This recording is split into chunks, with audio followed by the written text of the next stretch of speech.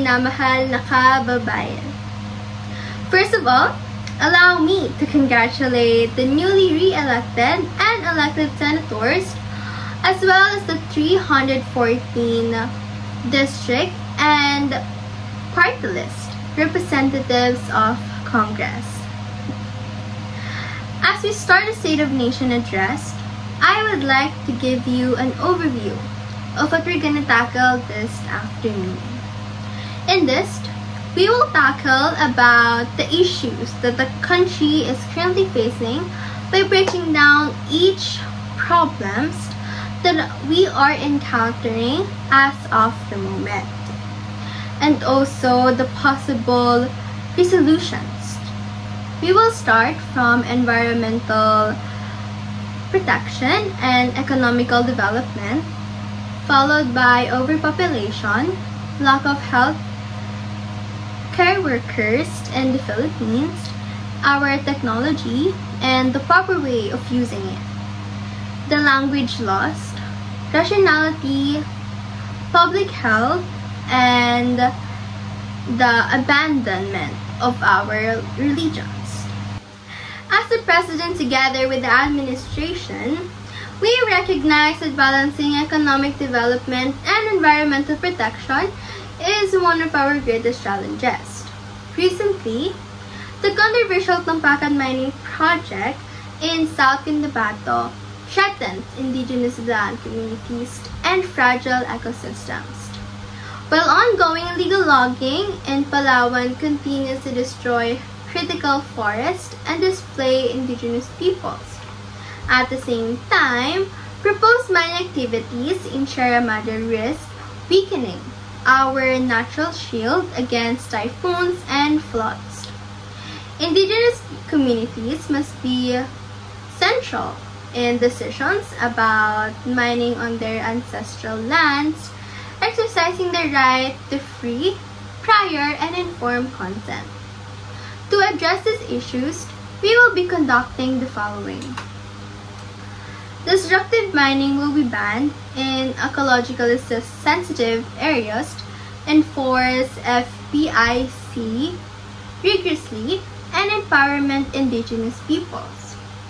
We will also strengthen forest monitoring and crack down on illegal logging by involving local forest guardians. It is time for our natural campaign to raise awareness about sustainable development, because protecting our environment and respecting indigenous people or indigenous rights is not just a policy. In every day, we think and make decisions about where things should be placed, or even transform some of them, whether it's a new road, a community center, or a transformation stop. These choices are guided by careful measurement and thoughtful planning to ensure that anyone or everyone can benefit and move around easily. But beyond planning, we face a serious challenge over years now, which is overpopulation. Our country's growing population puts on pressure on resources, housing, and jobs.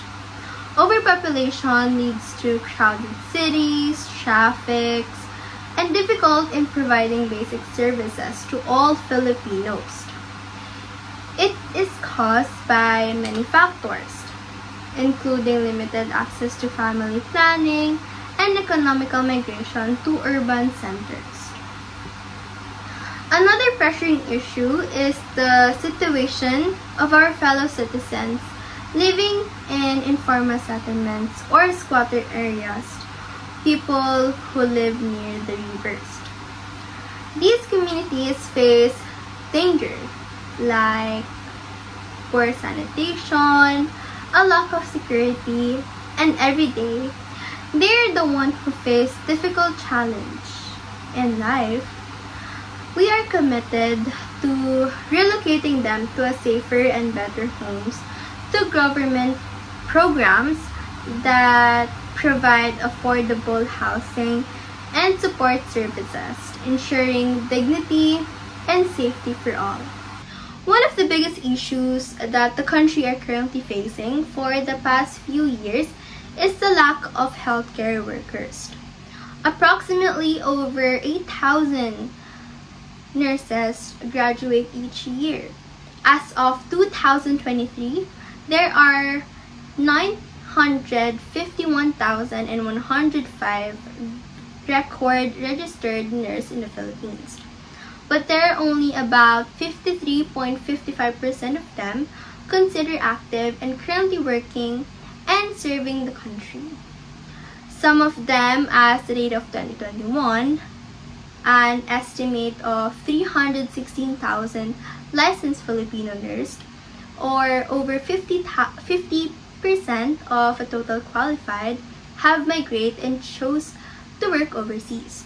Due to low salary and also excessive workloads, Filipino nurses choose to work abroad to sustain their needs. Dumako tayo sa isa pang mahalagang usapin, ang papel ng teknolohiya at inobasyon sa pag-unlad ng ating ekonomiya.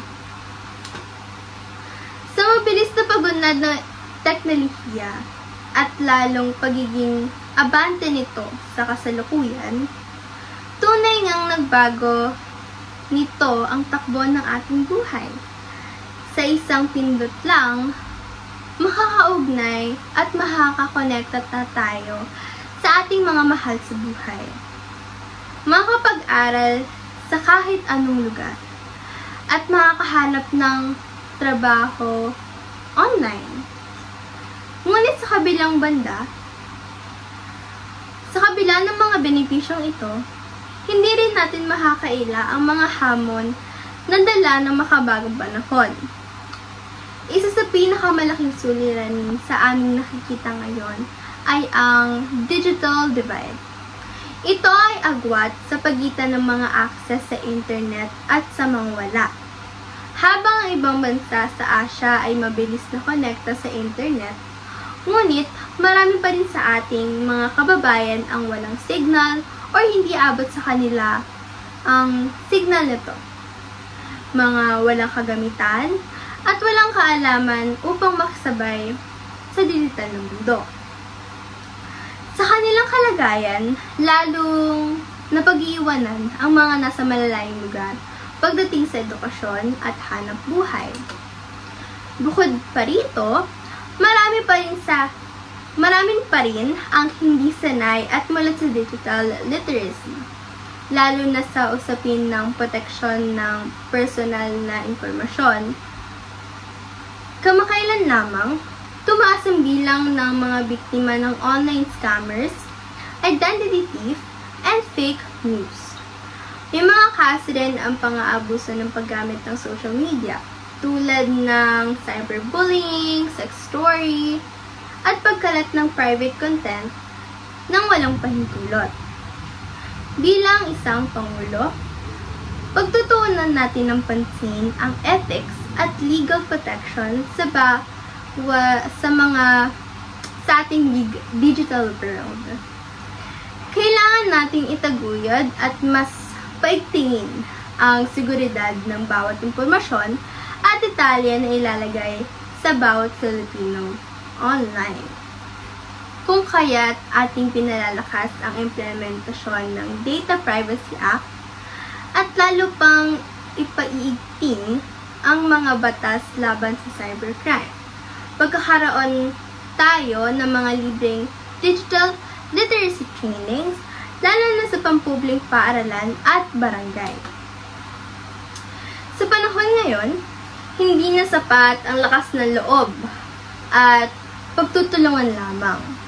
Kailangan natin ng matalinong paggamit ng teknolohiya upang maprotektahan ang bawat Pilipino o mga Pilipino, lalo na sa panahon ng sakuna.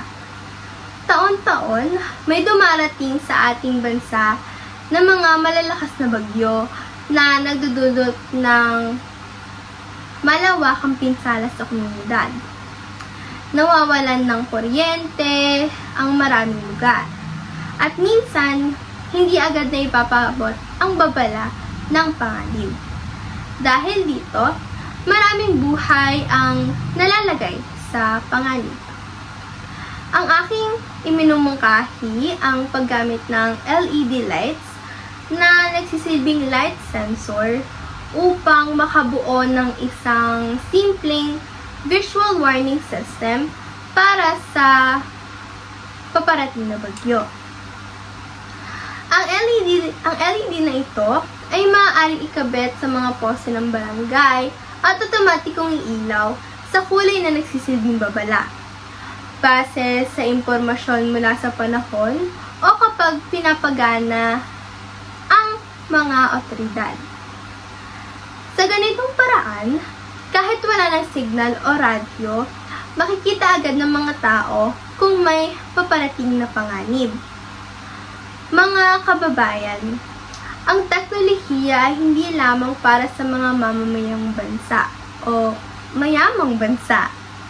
Maaari natin itong gamitin sa simpleng paraan upang maligtas ang buhay ng bawat Pilipino. Sa tulong ng agham, teknolohiya at pagkakaisa, mas magiging ligtas ang hatda ang ating bayan sa anumang unos. Sa panahon ngayon, mabilis ang pagbabago. Laganap ang global trends. Pero, hindi ibig sabihin nito ay dapat mawala na ang ating pagkatao. Pwede tayong makisabay sa mundo habang pinapangalagaan ng ating sariling ugat. Sa pangunahing hakbang na kung pinapatupad o ipapatupad o ipapatuloy, gamitin natin ang wikang Filipino sa mga public places gaya ng malls, bangko at ospital. Gumamit ng mga senyales at anunsyo na mayroong malinaw na Filipino translation. Mas maintindihan ng lahat at mas lalalim pa ang pagmamahal sa ating wika. Itatayo ang language and culture corners sa paaralan at barangay. Isa sa maliit na espasyo kung saan pwedeng matuto ang mga bata ng baybayin. Isa sa maliit na lingwahe na mga pwedeng pag-aralan ng mga kabataan, ang katutubong wika, mga tula, kwento, at sining. Hindi lang tuwing buwan ng wika, kundi buong taon. Katulad ng ating kasagutan sa naunang tanong sa ating panahon ngayon, mabilis ang pagbabago, laganap ang global trends. Pero hindi ibig sabihin nito ay dapat mawala na ang ating pagkatao. Pwede tayong makisabay sa mundo habang pinapangalagaan ang sarili nating ugat. Hindi kailangan iwan ang pagiging Filipino para sumabay sa mundo. Ang tunay na progresibong bansa, kilala ang sarili, mahal ang pinagmulan.